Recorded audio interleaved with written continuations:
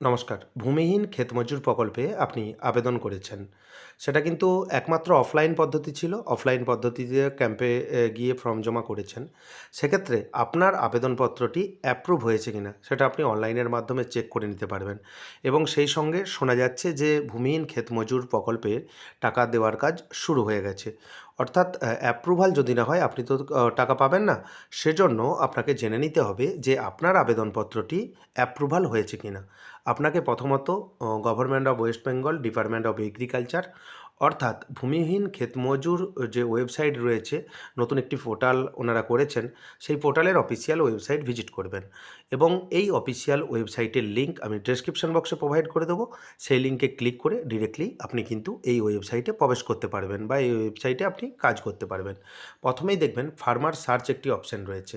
এখানে কোন কোন তথ্য দিয়ে আপনি সার্চ করতে পারবেন? অ্যাকনলেজমেন্ট নাম্বার, আপনার কাছে রিসিভ কপিতে যদি অ্যাকনলেজমেন্ট নাম্বার যদি দেওয়া থাকে, সেক্ষেত্রে অ্যাকনলেজমেন্ট নাম্বার দিয়ে সার্চ করতে পারবেন, আধার নাম্বার দিয়ে সার্চ করতে পারবেন এবং মোবাইল নাম্বার দিয়ে সার্চ করতে পারবেন। এই ৩টি অপশন রয়েছে। সবথেকে ভালো হয় আপনি মোবাইল নম্বর দিয়ে সার্চ করবেন, সেক্ষেত্রে কোনো রকম সমস্যা হবে না। আবেদনের সময় যেই মোবাইল নম্বর দিয়েছিলেন সেই মোবাইল নম্বর দেবেন। যদি আপনার কাছে আধার নাম্বার অ্যাভেলেবেল থাকে আপনি আধার নাম্বার এখানে দিতে পারেন। অর্থাৎ যেই তথ্য আপনি দেবেন সেই তথ্য আপনি এখানে সঠিকভাবে দেবেন। সঠিকভাবে তথ্য দেওয়ার পর ডানদিকে দেখতে পাবেন একটি অপশন রয়েছে, সার্চ অপশন। আপনাকে সার্চ অপশনে ক্লিক করতে হবে। সার্চ অপশনে ক্লিক করার সঙ্গে সঙ্গেই দেখবেন আপনার সমস্ত তথ্য এখানে দেখাবে। আপনি যে আবেদন করেছিলেন সেই আবেদনের এগেইনস্টে আপনার কিন্তু তথ্য এখানে শো হবে। এখানে আপনার নাম দেখতে পাবেন, আপনার মোবাইল নম্বর দেখতে পাবেন, জেলার নাম দেখতে পাবেন। সবথেকে গুরুত্বপূর্ণ বিষয় রয়েছে এখানে ব্লক এবং স্ট্যাটাস। স্ট্যাটাস কী রয়েছে? এখানে দেখবেন কুইক রেজিস্ট্রেশন লেখা রয়েছে। প্রথম যে ডাটা এন্ট্রি হয় তখন দেখবেন ডাটা এন্ট্রি করার পর কুইক রেজিস্ট্রেশন লেখা থাকে। আরেকটি উপভোক্তার মোবাইল নম্বর দিয়ে আমি সার্চ করে দেখেছি, সেটা কিন্তু অ্যাপ্রুভাল দেখাচ্ছে। আপনার কী স্ট্যাটাস দেখাচ্ছে সেটা কিন্তু কমেন্ট করে জানাবেন। এবং এখানে আপনি দেখবেন search by acknowledgement, Aadhaar number, mobile number. আমি আরেকটি ডিটেলস দিয়ে আমি সার্চ করে আপনাকে দেখাচ্ছি। এখানে আপনি ডিটেলস দেবেন, দেওয়ার পর ডানদিকে দেখবেন একটি সার্চ অপশন রয়েছে। আপনি সার্চ অপশনে ক্লিক করবেন। এরপর স্ট্যাটাস এখানে ওপেন হয়ে গেছে। এখানে দেখতে পাবেন নেম অফ অ্যাপ্লিক্যান্ট, আবেদনকারীর নাম, মোবাইল নাম্বার, ডিস্ট্রিক্ট বা জেলার নাম, ব্লকের নাম। গুরুত্বপূর্ণ বিষয় এখানে স্ট্যাটাস দেখতে পাবেন। এডিএ অ্যাপ্রুভ লেখা রয়েছে।